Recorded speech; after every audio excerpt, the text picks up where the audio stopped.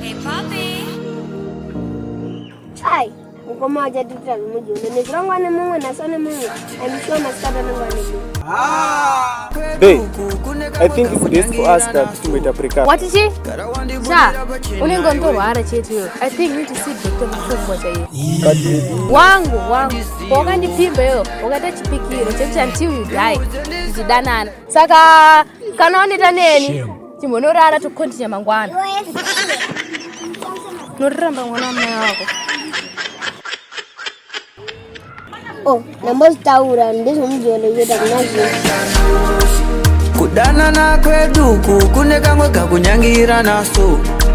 Gara wandibudira pachina iwe. Oh, namba taura tachane mungode. Mujole jetu. Andaguna nodi. Yuze ndisapindene moyo wese. Unondi daere nduzewo.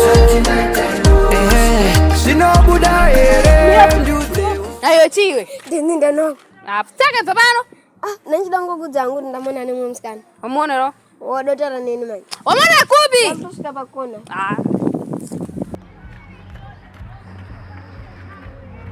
Ona, unatundira pera hure ka. Game sawa man. Atisona urugana. Tunafanya roho wewe. Wait. Mwaskane, mnaenda kucheki. Twenda skana zinyenze ziregerana. Chakuregera kama ku conflict. Bible tunotara ku. Ambane vasikana gumi. Enira chikomba 1. Imi muri 2 mukutorwa.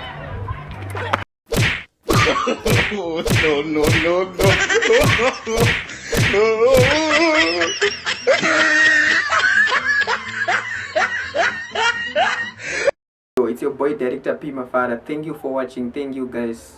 Let's go to our YouTube channel, press Picture Films and subscribe. Don't forget to ring the notification bell for more videos guys. Kuti pamunongo kabaya pai tikango isa chinyowani chakutobudikira kuside kwenyandika. Don't forget to share, like and comment pa comment section pai motauro kuti tukanganisa papi tukunakisa papi.